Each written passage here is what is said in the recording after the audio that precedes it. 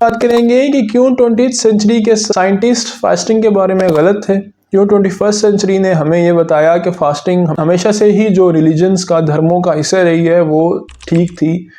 बात है अक्टूबर 3, 2016 की, जिसमें योशिनोरी ओसुमी को नोबेल प्राइज़ दिया गया ऑटोफेगी में। ऑटोफेगी का मतलब यह है कि आपकी बॉडी अपने आप को ही डाइजेस्ट करती है, आपके सेल्स के अंदर जो स्मॉल सब सेलुलर स्ट्रक्चर होते हैं अपने आप को ही डिस्ट्रॉय करना शुरू कर देते हैं। ये होता कब है? जब सेल को स्टार्व किया जाता है। जब आप फास्टिंग कर रहे होते हैं तो आपकी बॉडी के जो सेल्स हैं वो डिफेक्टेड प्रोटीन्स को, डिफेक्टेड स्ट्रक्चर्स को डिस्ट्रॉय करके न्यू स्ट्रक्चर बनाना शुरू कर देते हैं। फॉर एग्जांपल, आपने अपने घर का कोई हिस्सा रेनोवेट करना है, आपने अपना बाथरूम रेनोवेट करना है, तो आपको कुछ टाइम के लिए उसे बंद करना पड़ेगा।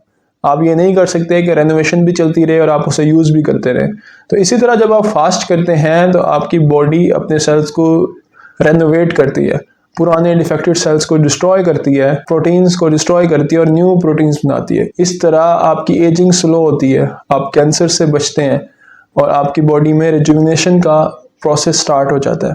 जब आपने अपने बाथरूम को रेनोवेट करना है तो आप उसे कुछ अर्सा यूज़ करना स्टॉप कर देंगे, पुरानी चीज़ों को निकालेंगे, टाइल्स को उखाड़ेंगे, नई रेनोवेशन का काम शुरू कर देंगे। इस तरह जब आप फास्टिंग करते हैं तो 16 to 20 आवर्स के बाद आपकी बॉडी में जो डिफेक्टेड प्रोटीन्स होती हैं उनको पकड़ा जाता है और उन्हें स्पेसिफिक मैकेनिज्म के जरिए उन्हें डिस्ट्रॉय किया जाता है। ये बहुत ही शॉकिंग डिस्कवरी थी, क्योंकि हर धर्म में, हर मेजर रिलीजन में फास्टिंग का कंसेप्ट हमेशा से रहा है। कुछ अरसे के लिए, कुछ टाइम के लिए भूखा रहना एडवाइस किया जाता था और पिछले 2000 ईयर्स से ये प्रैक्टिस की जाती थी। इसमें आपके रिलीजन भी स्ट्रांग होता था और आप स्पिरिचुअली और फिजिकली भी हेल्दी होते थे। पहले तो सिर्फ स्पिरिचुअल बेनिफिट्स इसके माने जाते थे, लेकिन साइंस ने जब ये देखा कि इसके फिजिकल बेनिफिट्स क्या हैं तो उन्होंने अपनी गलती मान ली कि हम शायद इगोइस्टिक थे। हमें लगता था कि शायद मॉडर्न साइंस ने पुराने धर्मों के, पुराने कल्चर्स को गलत साबित कर दिया है, लेकिन दे वर रॉन्ग।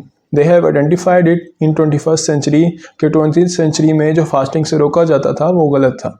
तो ये हमें बताता है कि हमारी रूट से जो हमें कल्चर्स मिले हैं, जो हमें इंस्ट्रक्शंस मिली हैं, उनकी डीप रूटेड वैल्यूज़ हैं, वो टाइम टेस्टेड भी हैं और वो ऑथेंटिक भी हैं। कोई भी क्वेश्चन हो, do comment them down. Have a nice day.